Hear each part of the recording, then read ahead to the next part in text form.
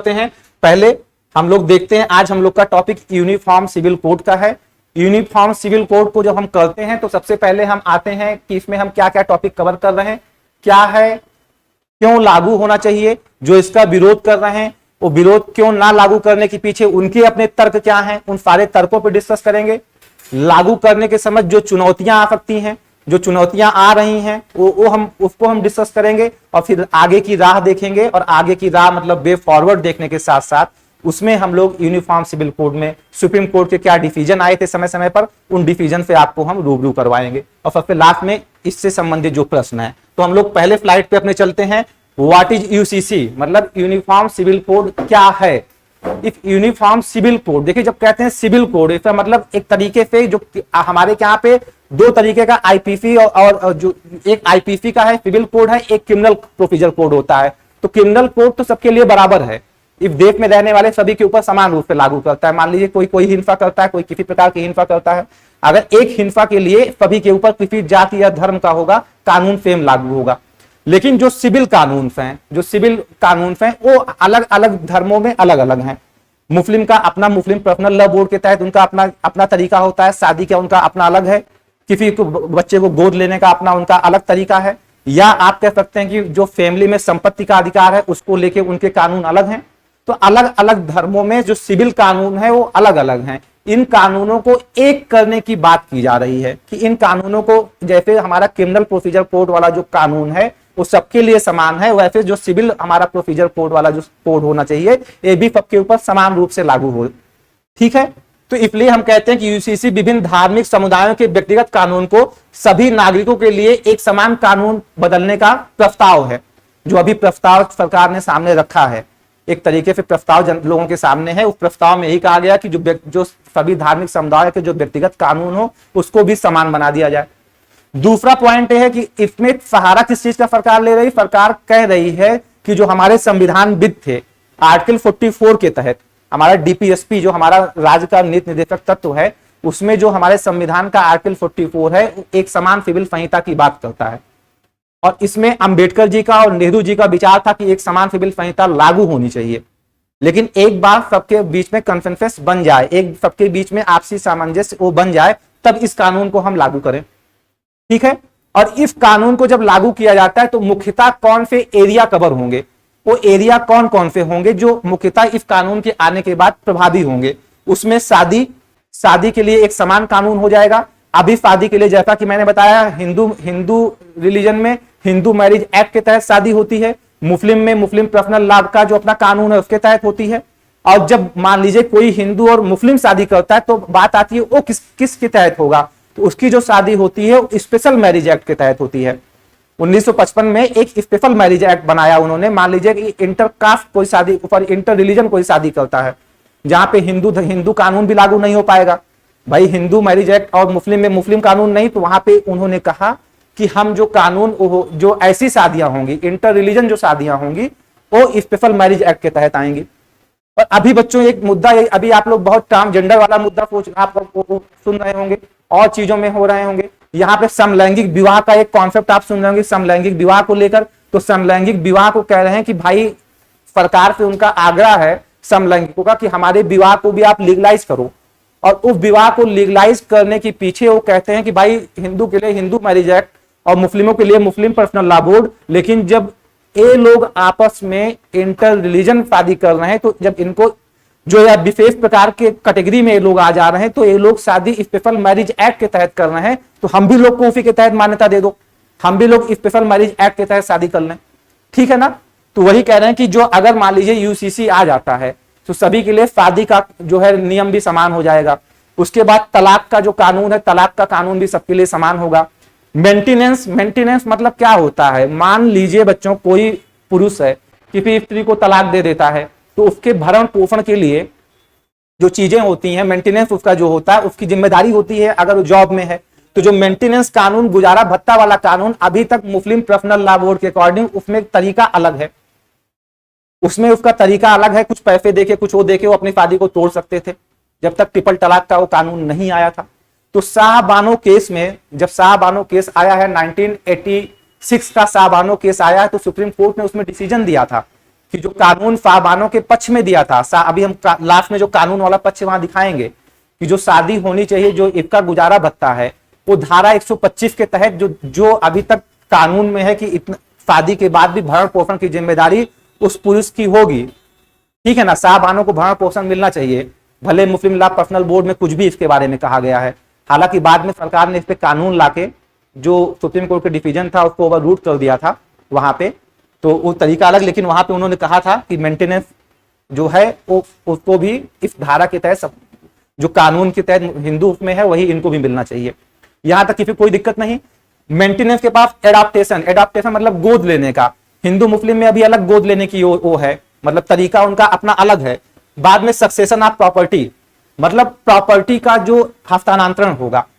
मान लीजिए आज हम क्या है, हिंदू मैरिज एक्ट के बाद 2005 में जो हिंदू लॉ कोड में इसमें एक बदलाव ये किया गया कि भाई अब लड़कियों का भी और लड़कों का समान अधिकार होगा, भले वो शादी करके चली जाती हैं लेकिन अपने पिता की जो संपत्ति है उनमें बराबर का अधिकार लड़कियों का भी है। पहले ऐसा नहीं होता था, लड़की शादी करके चली गई, ये माना जाता था कि अब लड़की का जो वो है, अब चूंकि वो यहाँ पे शादी करके गई इसलिए जो पैतृक संपत्ति में उसका अधिकार नहीं होगा। लेकिन 2005 में कानून लाके ये बना दिया गया कि महिलाओं का समान अधिकार है, वो भले यहाँ से शादी करके अपने घर पे चली जाती हैं, लेकिन अगर वो उनकी वनफानगत जमीन है, वो पहले से उनके पिताजी भी अपने पिता से प्राप्त किए हैं, तो वो बेटी भले शादी करके गई तो अपने भाई के समान उसको भी बराबर का हक है, समान रूप से बटेगा। तो इसमें कह रहे हैं कि जब यूसीसी आ जाएगा तो एक कानून सभी धर्मों में, सभी धर्मों के ऊपर समान रूप से लागू होगा, इसलिए यूसीसी को लाने की बात की जा रही है।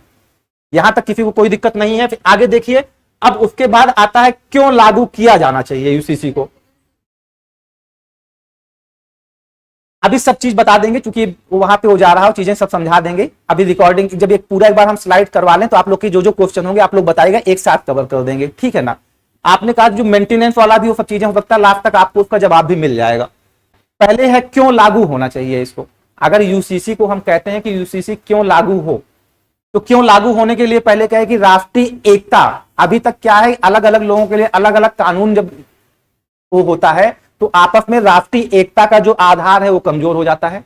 तो राष्ट्रीय एकता का आधार मजबूत होगा क्योंकि सभी के लिए समान कानून होगा तो सभी अपने को समान महसूस करेंगे।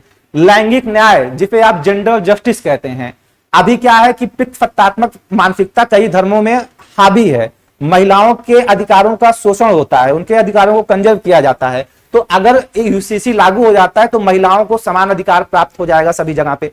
महिलाओं के जो चाहे प्रॉपर्टी राइट हैं, चाहे वो उनके अपने जो उनके अगर मान लीजिए जो ह्यूमन राइट है वो भी कवर होंगे इसमें। तो इससे क्या होगा, लैंगिक न्याय सुनिश्चित हो पाएगा। फिर कहा कि सांप्रदायिक विवादों में कमी आएगी। सांप्रदायिक विवादों में कमी कैसे आएगी, अभी क्या होता है, मान लीजिए यूसीसी कानून लागू किया जा रहा, एक सरकार क्या करती है, लागू करने की बात करती है, सब कहते हैं वोट बैंक पॉलिटिक्स हो रही है, और उसके बाद समय समय पर क्या होता है कि सांप्रदायिक तनाव आ जाता है। जो बहुसंख्यक को कहते हैं नहीं इनके ऊपर भी ट्रिपल तलाक वाले कानून लागू हो, और जो अल्पसंख्यक लोग हैं, क्योंकि अल्पसंख्यक में सभी आ जाते हैं, हिंदू जैन बौद्ध सिख, सॉरी हिंदू छोड़ दीजिए, जैन बौद्ध सिख फारसी यहूदी, ये लोग सभी आ जाते हैं। इन लोगों ने क्या किया कि इन लोगों का भी अपना अपना कानून है, लेकिन जब कहा जाता है कि भाई अभी आपस में सांप्रदायिक तनाव होता है जब यूसीसी की बात आती है, क्योंकि चाहे सिख हो चाहे मुस्लिम हो चाहे वो, ये कहते हैं भाई हमारे इंटरनल मामलों में हस्तक्षेप ना करो, ठीक है। तो ये कह रहे हैं कि जो सांप्रदायिक विवाद है इसमें कमी आएगा यूसीसी लागू हो गया। उसके बाद कहते हैं कानून की जटिलता, कह रहे हैं कि कानून की जो जटिलता है वो भी कम हो जाएगी, क्योंकि अभी एक मुद्दे पे बौद्ध कानून अलग है, सिख कानून अलग है, उसके बाद मुस्लिम पर्सनल लॉ बोर्ड के अपने अलग हैं, उसमें सिविल राइट की बात करते हैं। तो कानून की बहुत ज्यादा जटिलता है, कई बार निर्णय देने में दिक्कत आती है, ठीक है ना। तो इसलिए कह रहे हैं कि अगर यूसीसी लागू हो गया तो जो कानून की जटिलता है इसमें भी कमी आएगी।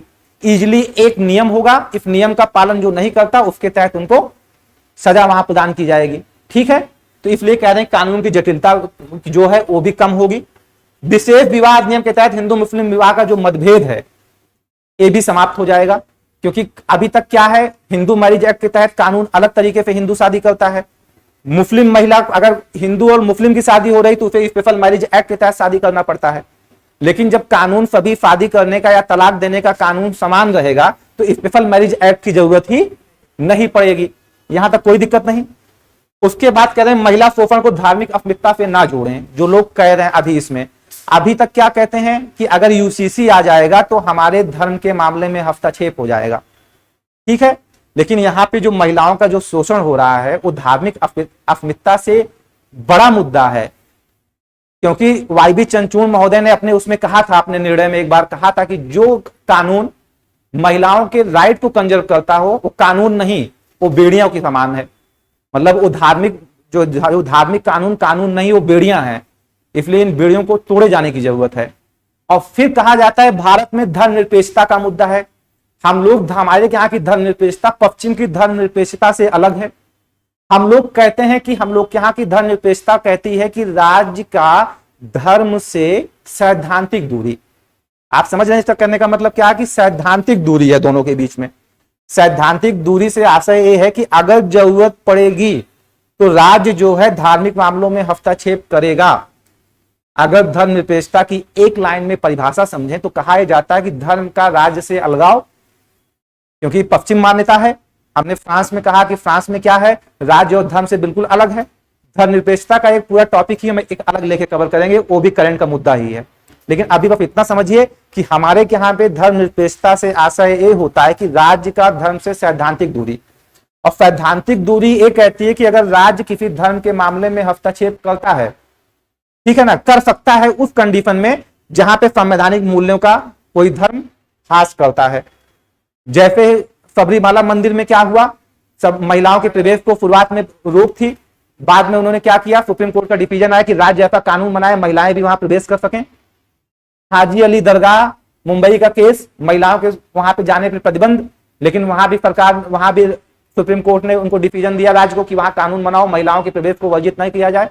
इसका मतलब राज्य जब कानून बना रहा है तो राज्य धर्म के मामलों में हस्तक्षेप कर रहा है कि नहीं कर रहा है। जब उनके मामलों में हस्तक्षेप कर रहा है इसका मतलब हमारी सैद्धांतिक दूरी है। जब तक हमको नहीं लगेगा हस्तक्षेप करना चाहिए, हमारे संविधान के राइट जहां तक कंजर्व नहीं होंगे, तहां तक हम धर्म के मामले में राज्य हस्तक्षेप नहीं करेगा। लेकिन अगर राज्य को ऐसा लगता है कि संवैधानिक मूल्यों के खिलाफ धर्म के कोई कानून आड़े आ रहे हैं तो वहां धार्मिक मामलों में हस्तक्षेप कर देंगे। इसलिए कहते हैं, हम लोग कहते हैं कि हम लोग धर्मनिरपेक्ष कंट्री भले हैं, लेकिन हमारे यहाँ राज्य और धर्म के बीच में सैद्धांतिक दूरी है, उनके मामलों में एक सैद्धांतिक दूरी है, ठीक है। यहां तक कोई नहीं, तो यही कह रहे हैं कि भाई हमारे यहाँ की धर्मनिरपेक्षता सैद्धांतिक दूरी की बात करता है। और यह कानून के ना होने पे यह बात सामने आती है कि कई स्तर पर महिलाओं के राइट को कंजर्व किया, उनका शोषण हो रहा है। उनको तो इजिली तलाक दे रहे थे वहां पे पहले, अब तो मान लीजिए ट्रिपल तलाक को खत्म कर दिया गया, या कई और अन्य चीजों में भी उनको तलाक देना आसान था अन्य धर्मों में। तो वो चीजें जो थी वो महिलाओं की अस्मिता के ऊपर एक खतरा थी, और महिला और इसलिए महिलाओं के शोषण जो है उसको धार्मिक अस्मिता से मत जोड़िए, वो धार्मिक शोषण ही है वो एक तरीके से महिलाओं का। इसलिए यूसीसी कानून आना चाहिए, यहां तक किसी को कोई दिक्कत नहीं। उसके बाद आता है कि आपराधिक मामलों में समानता तो सिविल में क्यों नहीं। क्वेश्चन ये उठता है, जब आपराधिक मामले सभी धर्मों के सभी लोगों के लिए समान है तो सिविल मामलों में समानता क्यों नहीं होनी चाहिए। ये उन लोगों का पक्ष है जो लोग कह रहे हैं यूसीसी आना चाहिए, यूनिफॉर्म सिविल कोड आना चाहिए, ठीक है। इस पॉइंट से भी कोई दिक्कत नहीं है अब आपको। अगला ये लोग कहते हैं कई व्यक्तिगत कानून संहिताबद्ध प्रलेखित नहीं है। इन मीन्स क्या है कि कई ऐसे कानून, कई धर्मों में ऐसे कानून है जो कि मौखिक रूप से अभी तक उसका पालन करते चले आ रहे हैं। तो इससे क्या हुआ, इससे कई बार असमानता का भाव, कई बार लोगों के अधिकार कंजर्व होते हैं, लोगों के अधिकार पे उसका असर हम देखते हैं। प्रॉपर्टी राइट हो या अन्य राइट हो, हर जगह ये चीजें देखी जाती हैं। तो एक कह रहे हैं कि जो अलिखित है या विरोधाभासी जो कई बार ऐसे नियम कानून होते हैं जो मौखिक होते हैं, जब यूसीसी आ जाएगा तो उसमें समानता आ जाएगी, उसमें स्पष्टता आ जाएगी, कोई चीज हम ऐसा अस्पष्ट नहीं रहेगा, ठीक है ना। फिर लास्ट में कहते हैं प्रतिगामी प्रथाओं, जो पुरानी ऐसी कुछ प्रथाएं हैं जो समाज को प्रतिगामी मतलब पीछे ले जाने वाली हैं, इन जो प्रतिगामी प्रथाएं हैं जो पीछे ले जा रही हैं, इन प्रतिगामी प्रथाओं को अब पीछे छोड़ना चाहिए, आधुनिकीकरण की दिशा में आगे बढ़ना चाहिए। आज हम जब 21st सेंचुरी में हैं, आजादी का अमृत महोत्सव मना रहे हैं, तो आजादी के अमृत महोत्सव मनाने के क्रम में हमारी सोच भी अब आगे बढ़नी चाहिए। जब हम चांद का सफर तय कर रहे हैं तो हम अंतर महिला और पुरुष के बीच का अंतर नहीं कर सकते। संविधान के उन मूल्यों का संरक्षण हमें करना पड़ेगा जो कि संविधान के मौलिक जो हमारे प्रावधान हैं, ठीक है। तो इसलिए कह रहे हैं कि प्रतिगामी प्रथाओं के को जो है अब उसको उससे आगे बढ़कर आधुनिकीकरण एवं सुधार करना हमारे आज के समय की नीड है, इसलिए यूसीसी आना चाहिए। फिर कह रहे हैं वोट बैंक की राजनीति पे अंकुश लगेगा। कह रहे हैं कि भाई यूसीसी के नाम पर अभी कई लोग को ये होता है कि एक पार्टी विशेष यूसीसी के नाम पर वोट बटोरती है, या एक पार्टी यूसीसी का विरोध करके उन दूसरे पक्ष को अपने अंडर लाती है। एक बार अगर यूसीसी पास हो गया तो पक्ष विपक्ष के पास ये जो राजनीतिक ध्रुवीकरण का मुद्दा है, ये मुद्दा ही नहीं रह जाएगा। वोट बैंक की राजनीति का ये अपने आप मामला समाप्त हो जाएगा। इसलिए यूसीसी एक बार ले ही आ जाओ। और फिर लास्ट में कह रहे हैं आधुनिक और प्रगतिशील राष्ट्र की पहचान सभी भारतीय समान। कह रहे हैं जो आधुनिक और प्रगतिशील राष्ट्र में असमानता नहीं होनी चाहिए, एक महिला को एक ज्यादा राइट मिले, एक महिला को कम राइट मिले, ऐसा नहीं होना चाहिए। इसलिए एक समान जब नागरिकता का यहाँ पे वो है तो एक समान रूप से कानून भी उनके ऊपर लागू होना चाहिए। और कह रहे हैं यही तो वास्तविक धर्मनिरपेक्षता होगी। ये उनका पक्ष था जो कह रहे थे यूसीसी को लागू करना है। इतने पॉइंट में आपको 5 से 7 पॉइंट याद रहेंगे, क्या तरीका क्या कारण है। ठीक है, आगे हम लोग बढ़ते हैं। जो कह रहे हैं यूसीसी क्यों लागू ना हो, क्यों यूसीसी को लागू ना करें, उसके पीछे पहला दे रहे हैं कि धार्मिक स्वतंत्रता और विविधता के लिए खतरा है, कि भारत एक बहुलवादी राष्ट्र है और यहां पे आर्टिकल 25 सबको आबाद रूप से धार्मिक स्वतंत्रता का अधिकार देता है। वो कहता है सभी को अपनी चीजों का प्रचार प्रसार करने की छूट है, अपने धर्म को मानने की छूट है, तो उसके ऊपर आप कैसे कानून कोई थोप सकते हो। ठीक है, इनका मानना है कि भाई स्वतंत्रता और विविधता अगर खतरे में आ रही व्यक्ति के धर्म की, तो इसका मतलब उसके ऊपर अंकुश लगा रहे हो, तो आप कहीं ना कहीं अपने संविधान का ही उल्लंघन कर रहे हो। दूसरा ये कह रहे हैं कि बहुलतावादी देश बहुसंख्यक प्रश्न अल्पसंख्यकों पर न थोपा जाए। कह रहे हैं कि यूसीसी लागू करने का मतलब क्या है, जो हिंदू अभी तक हिंदू कोड बिल के तहत जो चीजें लागू हैं उसी को तो एक तरीके से तुम सबके लिए लागू करना चाह रहे हो। तो कह रहे हैं बहुलतावादी संस्कृति में बहुसंख्यकों के कानूनों को अल्पसंख्यकों पर क्यों थोप रहे हो। यहां किसी एक धर्म का मुद्दा नहीं है, जैसा कि मैंने पहले स्लाइड में आपको बताया कि यहां पे हिंदू छोड़ दिए, जैन, बौद्ध, सिख, फारसी, यहूदी सभी के ऊपर है, ऐसा नहीं केवल मुस्लिमों को कानून बदलने की बात की जा रही। तो इसलिए कह रहे हैं जब हमारे यहाँ बहुलवादी व्यवस्था है उस पर अल्पसंख्यक लोग जो हैं तो उनके भी अधिकारों को तो तुम एक तरीके से सम्मान करो, उस पर बहुसंख्यकों का जो है कानून हमारे ऊपर मत थोपो। इसलिए यूसीसी को लागू नहीं करना चाहिए। तीसरा कह रहे हैं स्टेट को धार्मिक मामलों में हस्तक्षेप नहीं करना चाहिए। कह रहे हैं इंडिया की पहचान धर्मनिरपेक्ष राज्य की है और धर्मनिरपेक्ष राज्य में कभी भी राज्य धर्म के मामलों में हस्तक्षेप नहीं करता है। जब धर्मनिरपेक्ष है तो कैसे हमारे धर्म के मामलों में आप हस्तक्षेप कर सकते हो, राज्य से कह रहे हैं। हालांकि उसका पक्ष जो पक्ष ले रहे थे यूसीसी का, उन्होंने कहा कि भाई हम सैद्धांतिक दूरी रखते हैं, हम कर सकते हैं, लेकिन इनका पक्ष कह रहे हैं कि भाई हम धर्मनिरपेक्ष, अगर हम ओरिजिनल धर्मनिरपेक्षता पे जाते हैं तो राज्य को धर्म के मामलों से दूर रहना चाहिए। तो इनका पक्ष समझ में आ रहा क्यों लागू ना होने वाले का। उसके बाद कह रहे हैं अगर धर्म की रूढ़वादिता में सुधार करना है तो धर्म विशेष के स्तर पर कीजिए, जैसा कि अभी आपने ट्रिपल तलाक कानून ले आया, ऐसे कुछ छोटे मोटे ऐसे कानून लाइए जो कि आपको लगता हो कि नहीं बहुत ज्यादा महिलाओं के पास उसका है, उसको लाइए। आप संपूर्ण कानूनों को ही क्यों बदलने का प्रयास कर रहे हैं, सारे सिविल कानूनों को ही समान क्यों बनाने के प्रयास कर रहे हैं। आप धार्मिक स्तर पर आपको जो लगता है कि भाई इस कानून में समस्या है, उस कानून पर विचार विमर्श कीजिए, उसको बदल दीजिए। लेकिन आप कहिए कि यूनिफॉर्म रूप से सारे कानून हम लागू कर दें तो ये उचित नहीं है। ठीक है, जो ना लागू करने वाले का पक्ष है। और फिर अनुच्छेद 25 का हवाला दे रहे हैं कि भाई अनुच्छेद 25 कहता है कि अपने धर्म को मानने की आबाद रूप से मानने की छूट है, और अपने धर्म को आबाद रूप से मानने की आपको छूट है, तो क्यों ना भाई इसको धार्मिक पेशे और प्रचार प्रसार के माध्यम से अपनी चीजों को जो लागू कर रहे हैं उस पर तुम अंकुश क्यों लगा रहे हो। ठीक है, इसलिए आर्टिकल 25 का ये लोग सहारा भी ले रहे हैं, जो मना करने वाले लोग हैं। सब में है, उसमें वो जहां जहां पे धार्मिक स्वतंत्रता की उनको छूट मिली है, हर एक धार्मिक स्वतंत्रता के मुद्दे को लेकर वो कह रहे हैं। उसके बाद आ जाता है लागू करने के समस्याएं या चुनौतियां क्या हैं। मान लीजिए अगर यूसीसी कानून को लागू भी कराया जाए या लाया जाए, पक्ष और विपक्ष आपने देख लिया कि लागू क्यों करना चाहिए क्यों नहीं करना चाहिए, दोनों के आपने मुद्दे को सुन लिया। लेकिन अगर सरकार करे फिर लागू करना है, तो लेकिन लागू करने के सामने एक सबसे बड़ी चुनौती क्या आ रही है अभी, तो उसमें चुनौती है कि विधायिका, न्यायपालिका, नागरिक समाज के बीच अभी आम सहमति नहीं है। कई बार न्यायपालिका का क्या होता है कि न्यायपालिका समय समय पर कहती है लागू करवा दो, विधि आयोग का जो उनका जो रिपोर्ट आती है उसमें कहते हैं उचित अवसर नहीं है। अभी 21वें और 22वें विधि आयोग की जो रिपोर्ट आई उसमें क्या है, उचित अवसर नहीं इसको अभी लागू करने का, इसको थोड़ा सा अभी हम समय दें, इस पर विचार करें। और सुप्रीम कोर्ट समय समय पर कहती है इसको लागू करने का समय आया है, विधायिका इस पर विचार करे। तो आपसी और नागरिक जो नागरिक समाज है उसमें अलग अलग धर्म के लोग, उनका मानना है कि कोई कहता लागू करो, कोई कहता ना लागू करो। तो जो आम सहमति वाला मुद्दा है सबसे बड़ी चुनौती है अभी तक। फिर बात आती है समाज में सांप्रदायिक तनाव और संघर्ष भड़कने का खतरा है। एकाएक अगर सरकार लागू करने का प्रयास करेगी यूसीसी को, एक समान सिविल संहिता को लागू करने का प्रयास करेगी, तो क्या होगा, जो सांस्कृतिक जो आपस में तनाव भड़कने का खतरा भी उनके होगा, आपस में जो और दूरियां बढ़ेंगी लोगों के बीच में। फिर कहते हैं राजनीतिक धार्मिक ध्रुवीकरण को बढ़ावा मिलेगा। जैसे कैसे राजनीतिक धार्मिक ध्रुवीकरण को बढ़ावा मिलेगा, मान लीजिए जो बहुसंख्यक वो लागू, मान लीजिए आज की सरकार लागू करवा देती है तो बहुसंख्यक जो आबादी खुश हो जाएगी कि चलो इनके ऊपर हम वो कर रहे हैं। अल्पसंख्यक आबादी जो है वो नाखुश होगी तो वो भी कोई दूसरी पार्टी की तरफ ध्यान देगी, तो जो राजनीतिक धार्मिक ध्रुवीकरण है ये बढ़ जाएगा। लास्ट में क्या है, कम्युनल पार्टीज को बढ़ावा मिलेगा, मतलब एक तरीके से राजनीति में धर्म का समावेशन हो जाएगा, उसकी एंट्री का प्रयास होगा। और राजनीति में धर्म के समावेशन को कई बार नकारात्मक रूप से देखा जाता है और कई बार पॉजिटिव, लेकिन अधिकतर रूप से नकारात्मक देखते हैं। फिर कहते हैं बहुसंस्कृतिवाद के समझ खतरा, एक तरह का जो हमारा बहुसंस्कृति हमारी पहचान है, एकता में विविध जो बहुलतावादी वो है, एकता में विविधता की पहचान है, उसके समझ भी खतरा आ सकता है। और जो राजनीतिक इच्छा शक्ति की कमी दिख रही है, ये भी एक बड़ी चुनौती है। अधिकतर जो पार्टियां हैं उसमें विरोध कर रही हैं, पार्टी के अंदर ही कई जो मान लीजिए जैसे उसमें है उन लोगों में कई लोग हैं, तो इस तरीके से जो राजनीतिक इच्छा शक्ति अभी पास करने की नहीं दिख पा रही है।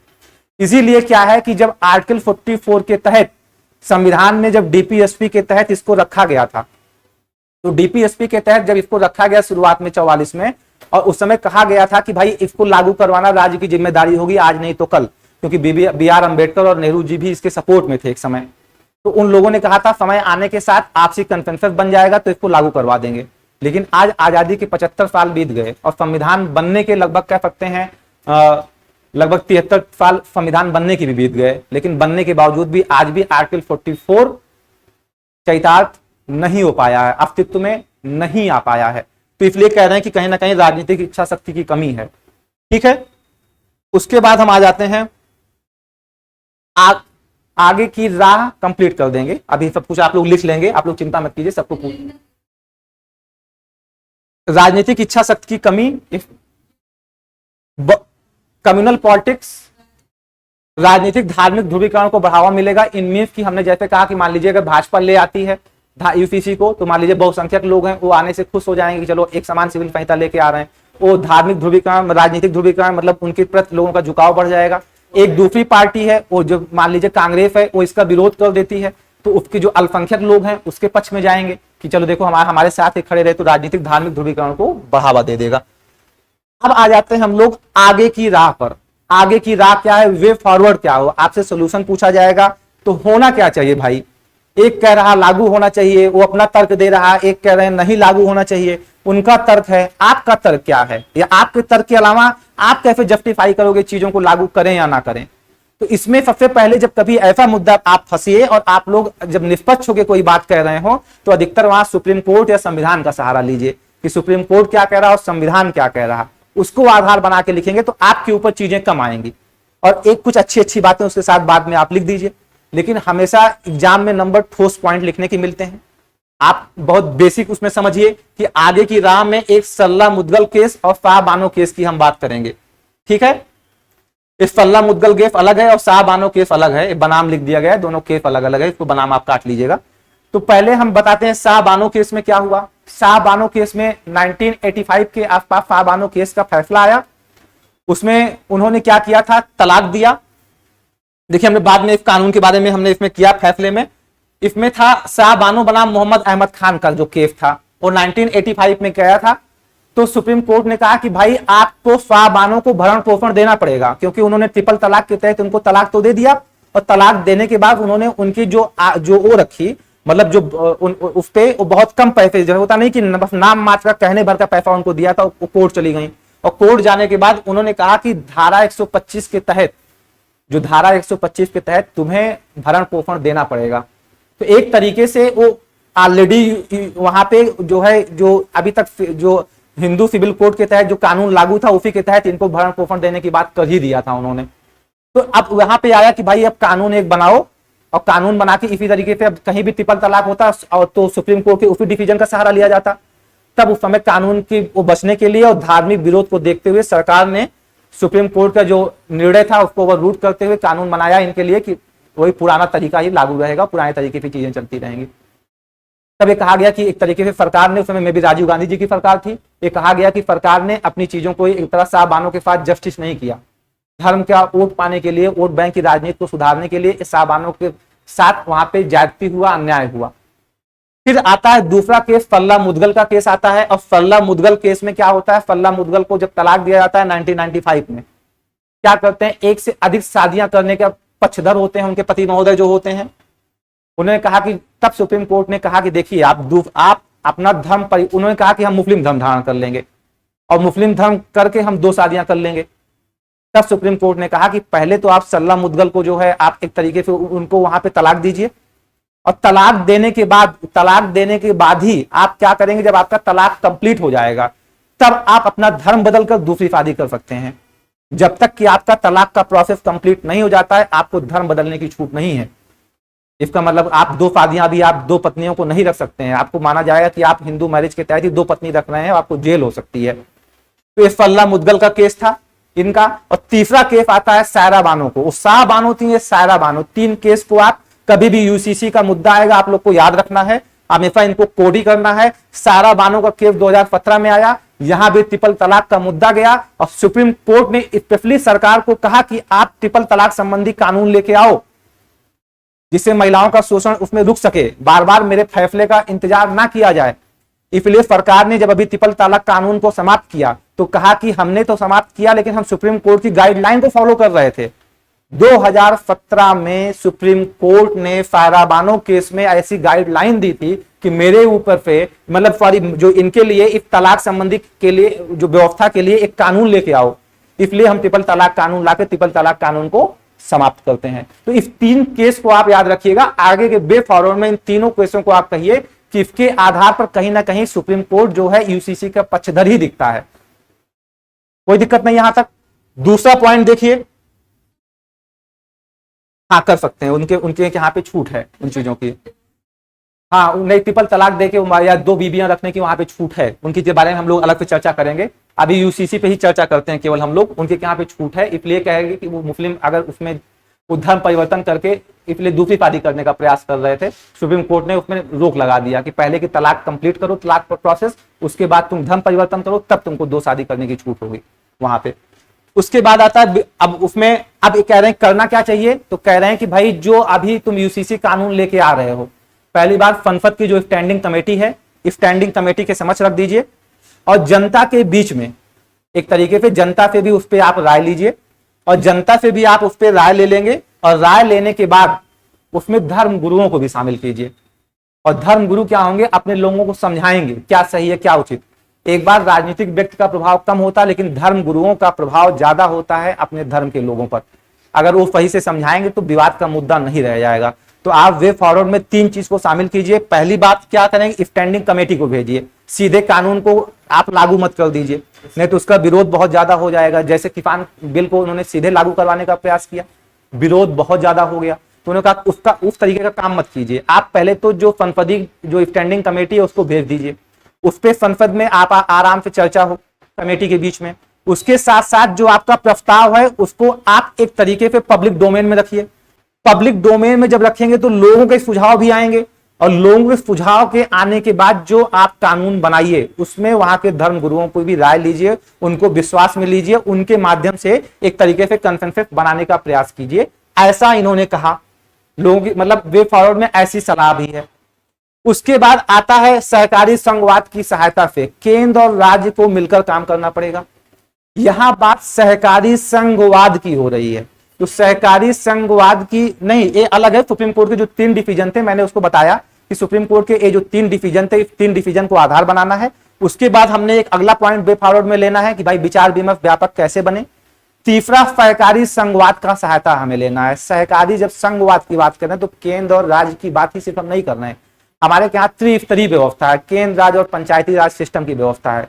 तो केंद्र राज्य और पंचायती राज स्तर, तीनों स्तर पर हमें एक तरीके से सामंजस्य और वो बना के काम करना होगा, ठीक है ना। इसमें हमें एकता परिषद जो विभिन्न एकता परिषद बनी है उसका भी सहारा हम ले सकते हैं और लोगों की जो राय, लोगों को, आम जनमानस को जागरूक करने में हमें जिस तरीके की जीवित तंत्र की आवश्यकता पड़ेगी, ऐसा तंत्र बनाना है। और इस तंत्र को बनाते समय और यूसीसी को लागू अगर करना भी हो तो लागू करते समय हमें इस बात का ध्यान रखना होगा कि हमारे जो बहुलवादी जो संस्कृति है वो प्रभावित ना होने पाए, क्योंकि हमारे यहाँ एक से अधिक हमारा जो भारतीय गुलदस्ता है, हमारे भारत के राष्ट्र बनने की जो पहचान विविधता में एकता वाली है, वो मूल स्वभाव उसका प्रभावित ना हो, और मूल स्वभाव प्रभावित ना हो उससे, क्योंकि हमारे यहाँ एकता से ज्यादा जो है एक रूपता से ज्यादा एकता महत्वपूर्ण है, क्योंकि एक रूपता सब कुछ एक रूप नहीं है, विविधता में भी एकता। तो एकता का पक्ष मजबूती के साथ इस कानून में रहना चाहिए। एक रूपता करने के चक्कर में हमारी बहुलवादी संस्कृति कहीं प्रभावित ना हो जाए, इसका भी हमें ध्यान रखना होगा, वे फॉरवर्ड में हमको कहना है। उसके बाद हम आएंगे, हमें कहेंगे सुप्रीम कोर्ट के डिसीजन को, चूंकि सुप्रीम कोर्ट एक कहता है कि कहा है कि धर्म कभी भी व्यक्तिगत अधिकारों का शोषक नहीं हो सकता। धर्म जो है कभी व्यक्तिगत अधिकारों का शोषक नहीं हो सकता है, इसलिए धर्म इस आधार पे कि चूंकि धार्मिक मान्यताएं हैं, राज्य का इस पे अलगाव, इसलिए हस्तक्षेप न करे, नहीं। अगर लगता है कि भाई धार्मिक मान्यताएं वहां पे तो पहुंच रही हैं, उस पे संकट आ रहा, तो वहां पे आप उसमें बदलाव लाओ। यहां तक वे फॉरवर्ड में किसी को दिक्कत नहीं, तो आप कभी भी आए तो इतने वे फॉरवर्ड को आप वहां पे डिस्कस कर दीजिए। और सबसे लास्ट में मैंने आपको बता ही दिया, सुप्रीम कोर्ट के 3 फैसलों पे मैंने अवगत करा दिया था।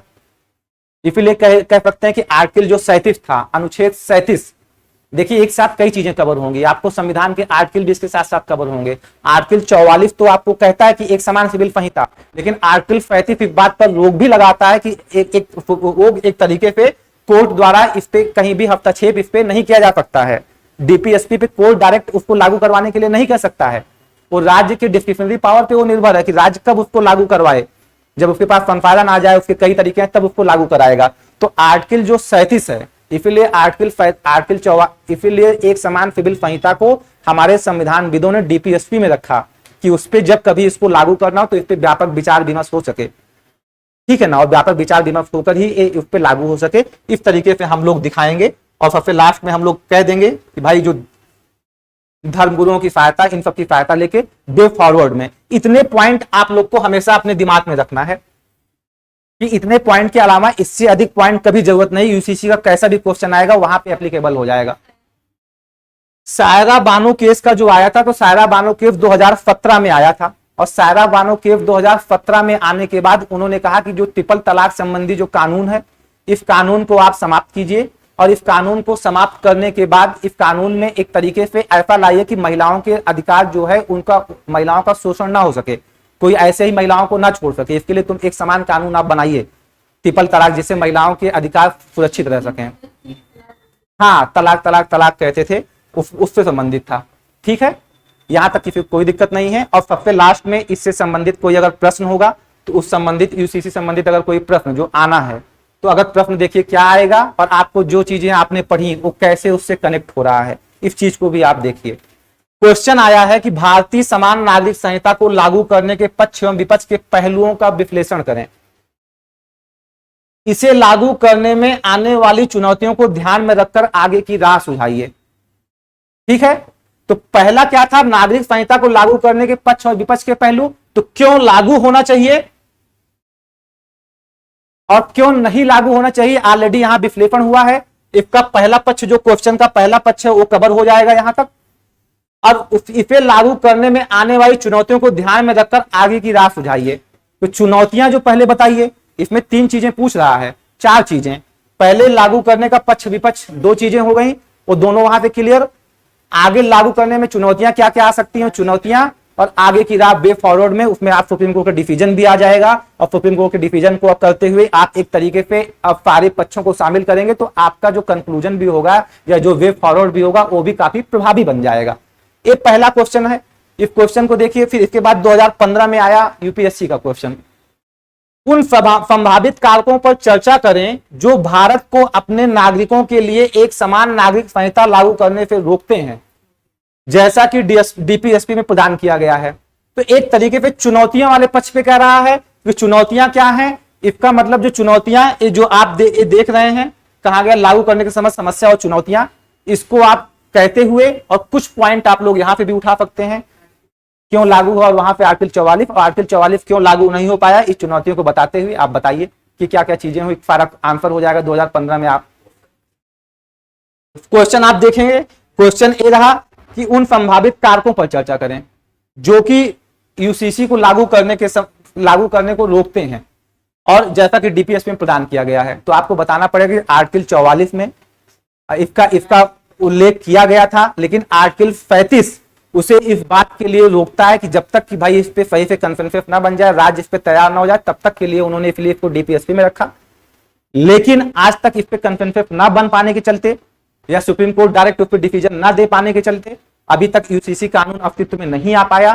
क्यों नहीं आ पाया, इसके समझ आने वाली चुनौतियां, इन चुनौतियों को आप बताते हुए, इन चुनौतियों को आप बताइएगा, इन समस्याओं और चुनौतियों को आप बताइएगा कि ये चुनौतियां थी और इन चुनौतियों के चलते ये चीजें अभी लागू नहीं हो पाई हैं, इस चीज को लागू करना। हाँ, बस इसको किसने, लॉ कमीशन ने बीच में कहा कि इस पे विचार करने का उचित समय नहीं आया है। बीच बीच में उन्होंने कहा इस पे अभी व्यापक विचार विमर्श की जरूरत है। लॉ कमीशन की 21वीं और 22वीं जो रिपोर्ट आई, यहां तक किसी को कोई दिक्कत नहीं है। तो इस प्रकार से हमारा यूसीसी का एक